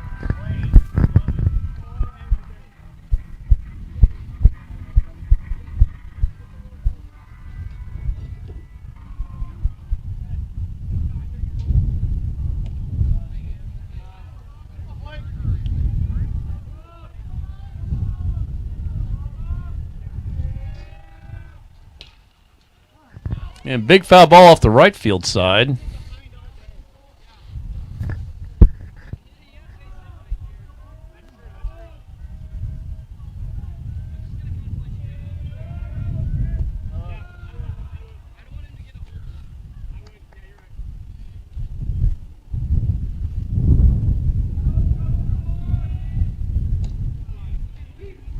Curveball comes in for a strike, brings the count to 2-2.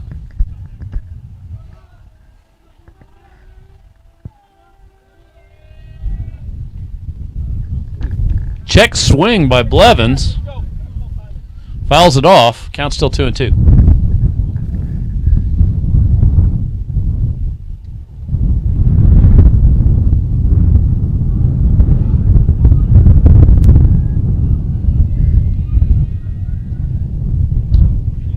And a lazy curveball will get him on the swing to bring 2 outs for the Wolves. Justin Locke up to the plate.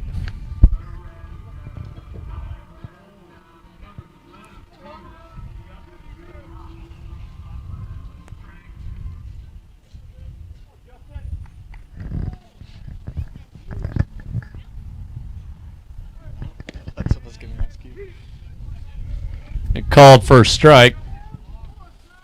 Dawson and I confused. We're trying to figure out what the walk-up song for Justin was. I'm not even sure what it was.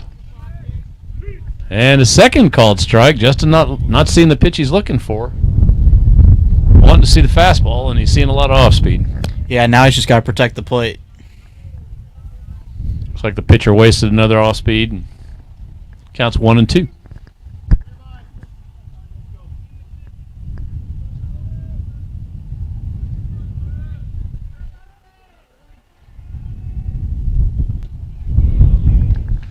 And a check swing, and he breaks. That'll be strike 3. That's the living in the 4-hole spot. You don't get a lot of fastballs. So the score is still 7-1 after the Wolves exhaust the top 4, and we'll be right back after this commercial message.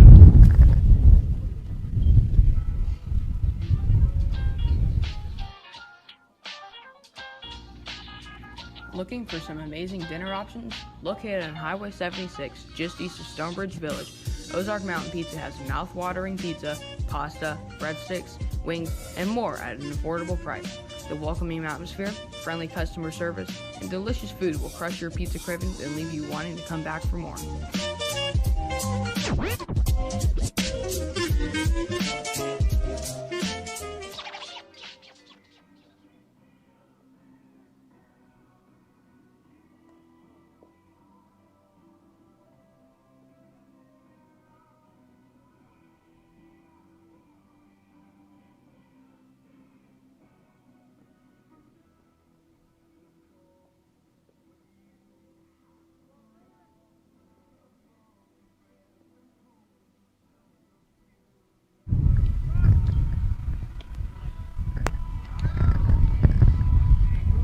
So Dawson, what's going on with the fish these days? Are the white bass running yet? Are we seeing anything going on in the lake?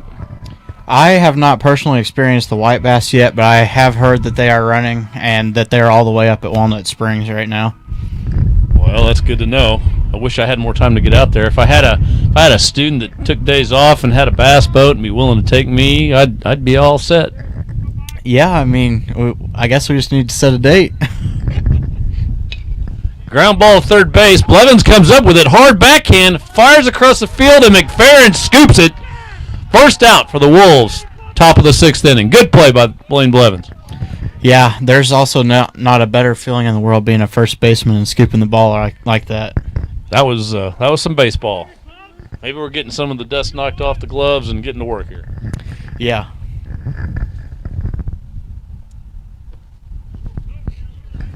And the second batter for Clever wears one in the helmet. I'm not sure why he didn't duck, but he's staying on first base. So we got 1 out and 1 on.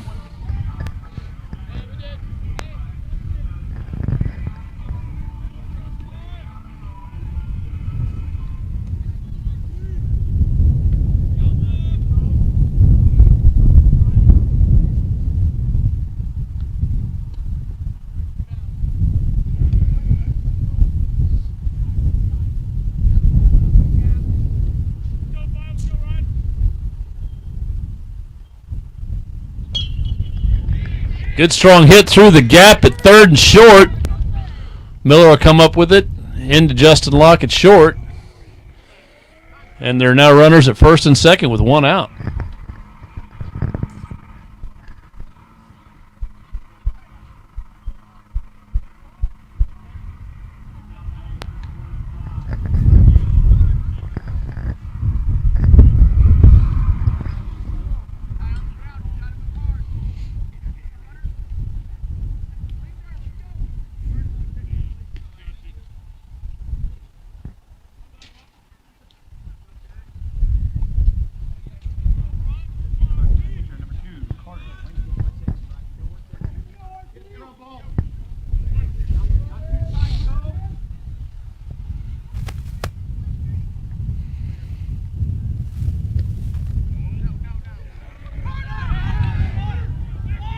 We've got a pass ball, and the runners are currently trying to decide what they want to do.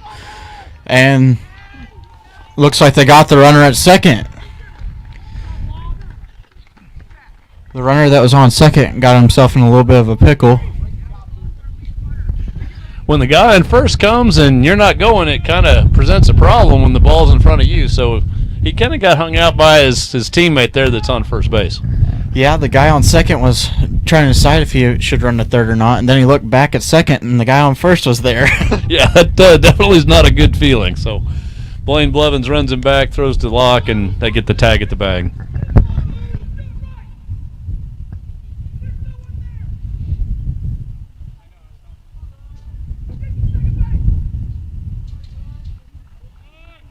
Coach Schneider having a little bit of a problem with this runner on first.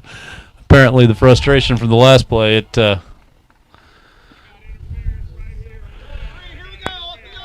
and apparently there was batter interference. The bat hit the bat got in the way of the throw or something, and the umpire called it. So if you interfere with the throw down, they call the runner out, and that was a third out. Yeah, Coach Schneider isn't going to be happy with that little session right there. He's definitely going to have to talk to his players a little bit.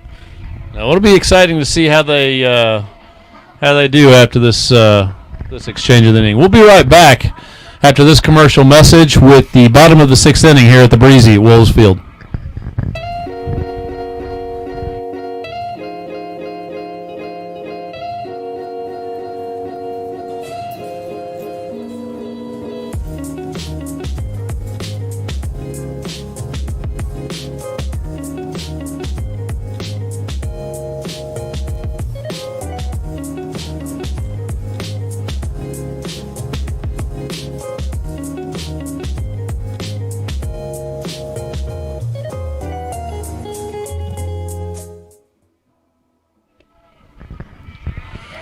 So, Dawson, Coach Schneider still doesn't look happy. Definitely standing there making sure his players understand that he needs them to get their heads back wrapped around what they're trying to do. Yeah, I think the only way they can make him happy now is to get a 3-up, 3-down for him. Well, and I think as a coach, you take advantage of those opportunities. It's late in the game. They've got a 6-run lead. They're starting to get a little lazy, and he's going to fire them back up, try and finish this game off. Coach Funk, on the other hand, brought his players in. They came off the field, huddled up, and he had a long conversation trying to fire his kids up, showing them that they need to hit the ball, which Brent Miller, first pitch fastball, hits it, grounds to second base for the first out. Yeah, he's just out there trying to make contact and get something going for his team. They definitely need to get something going here. Dane Smith to the plate. It's the bottom of the sixth. The Wolves down by 6. Got to get some action going, or this game's going to be put away. First pitch swing, fouls it into the dugout, home dugout.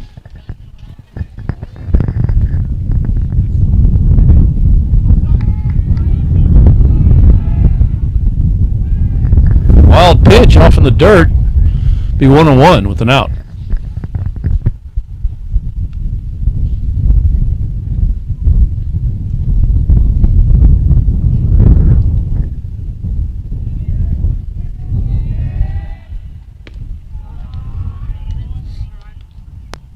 I'm not seeing any activity in either of the bullpens, so coaches seem content with the pitching as is. Called strike on Smith, counts 2-2 with 1 out. And a big late swing from Smith, make for out number 2, which brings up senior Nick Branchick.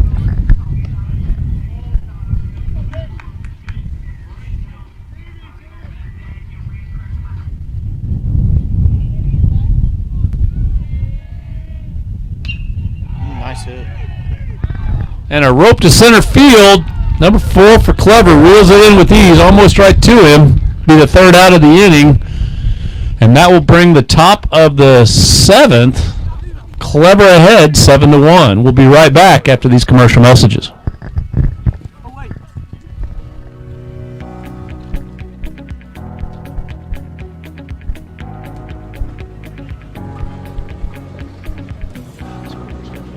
Yeah, they do.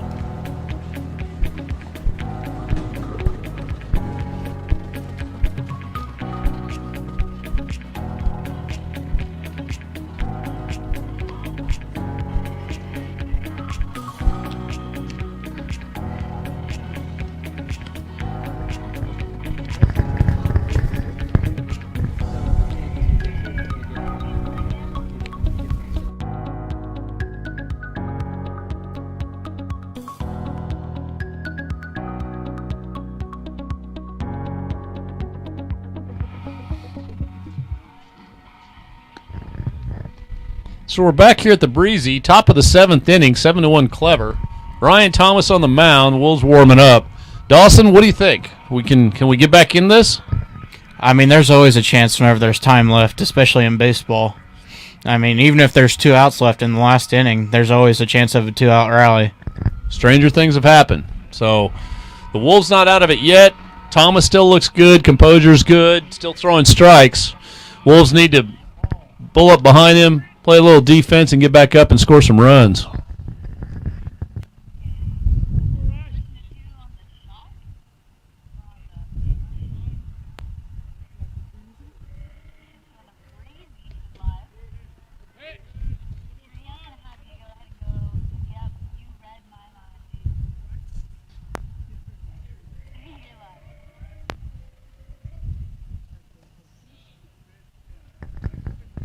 Thomas still searching for the zone.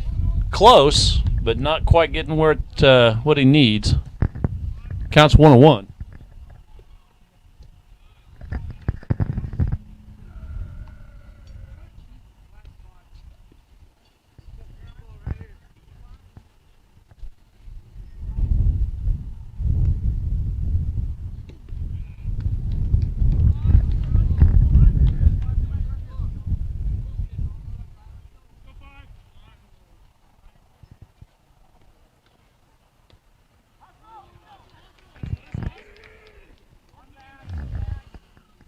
So leadoff runner on with a walk.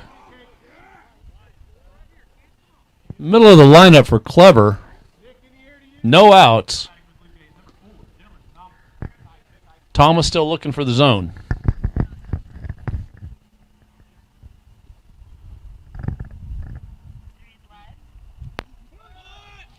Bunts offered, fouled off. Strike 1.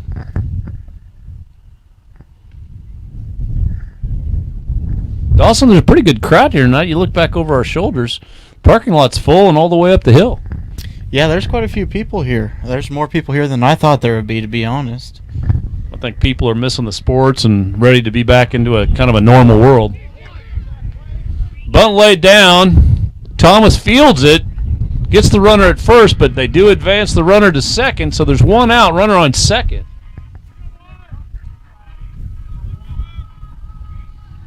Coach Schneider with the small ball. Doesn't disappoint. Oh, yeah. He had to get that runner on first to second at least. He's trying to score as much as he can.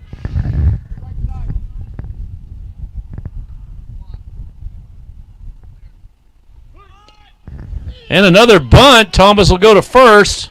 And gets him in time. Moves the runner to third. Nope, they called him safe. I thought they had him, but...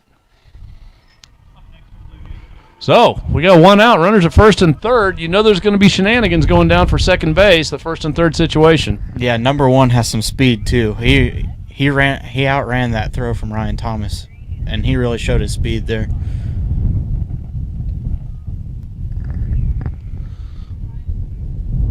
So, leadoff batter, number 1 on first base, 17 on third, 2-hole up to bat. And they ran. Smith doesn't fall for it, throws it back to Thomas. Runners at second and third.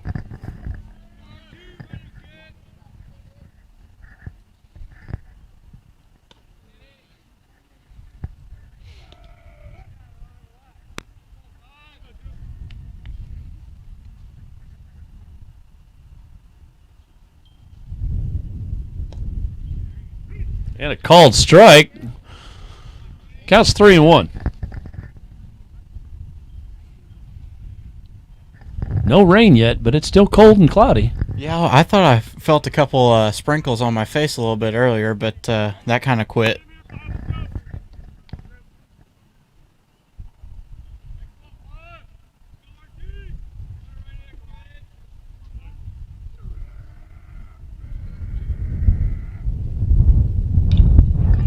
Ball hit hard to center field. Branchick in pursuit.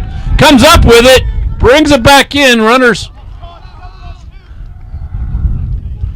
Looks like there might be a... And doubled him off second base. Runner left too early.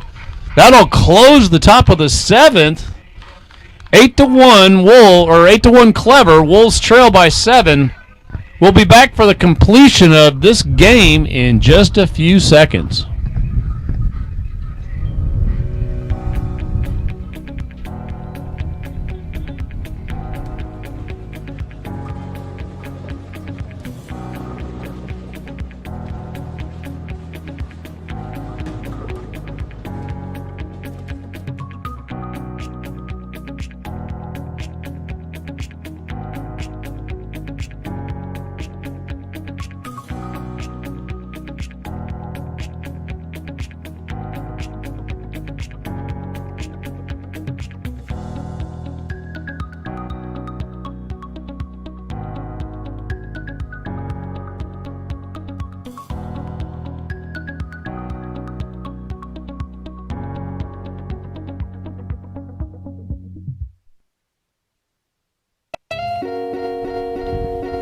So we're back at the Breezy. Bottom of the 7th, Wolves trail by 7. Some good defense out in the outfield with Nick Branchick catching the fly ball on the run, getting it back into second to Luck to double the runner off who left a little early. The Wolves have got their work cut out for them. They've got to score 7 to tie and 8 to win, Dawson. Yeah, hopefully that catch from Nick will fire up these Wolves and get them to get to batting really well and hopefully put some points on the board. We need, let's see here, 8 to win, and it looks like our leadoff batter's Ryan Thomas, 8-hole. Colby Essery right behind him. Wolves have got to get something going. Base runners definitely needed. Wolves dugout really live. A lot of chatter, a lot of support for their batter.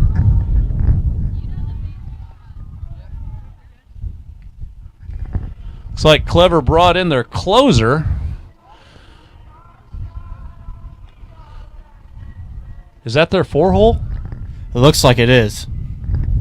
He's a big boy.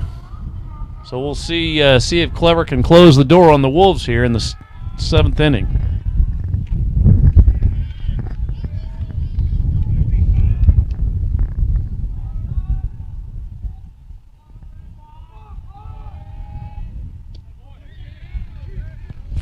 Second pitch, it's 2 strikes in a row, right down the middle. Pitcher's got decent velocity.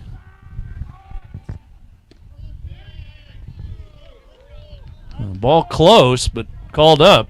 Could have been a strike. Thomas not seeing what he wants to swing.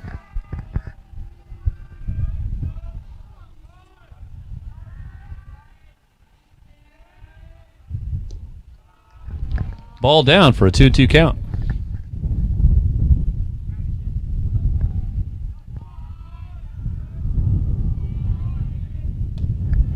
And a curveball, a little low, brings the count full.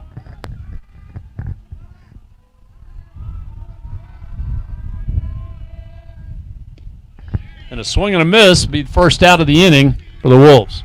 Kobe Essery, number 3, second baseman, up to bat.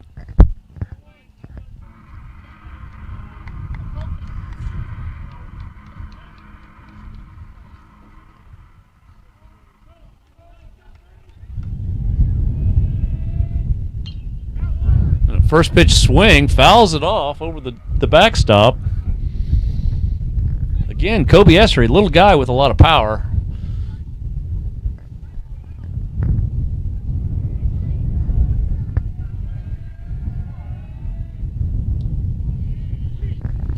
And a little lazy curveball on the inside corner.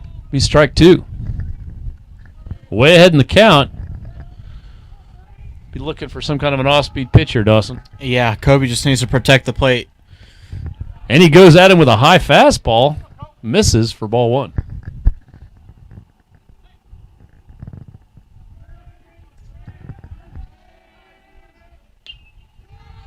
An infield fly. And the pitcher will come up with it for the second out of the inning. So the Wolves are down to their last out. Tyler Carmody, leadoff hitter for the Wolves, 1 hole, is up to bat.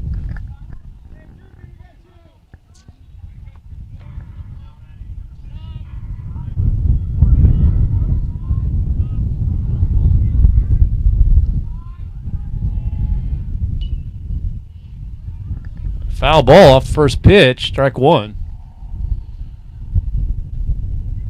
This clever pitcher's got the velocity that these leadoff hitters, the top half of the order, is going to like. The question is, can they adjust to the difference in speed from the previous pitcher? Yeah, and he just threw a nasty curveball. And that'll be it for the Wolves. Tyler Carmody grounding out to the shortstop. So the Wolves will lose a tough one, their first home opener here, 8-1 to the clever Blue Jays. Dawson, what do you think? What could we change here?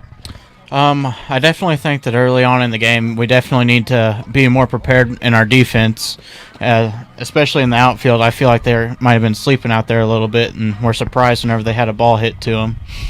I would agree. I think we didn't play with the same kind of spark we did in Parkview last week. And, the pitching, you always have to have tight pitching. I think that Miller did a good job. I think the zone was really tight early on, pinched him a little bit, and that's hard on a pitcher, especially early in the season.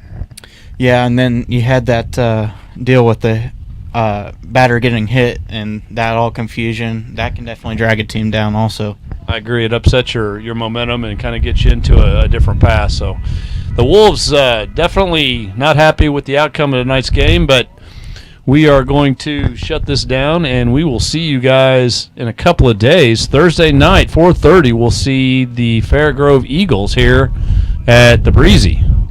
Thanks for watching.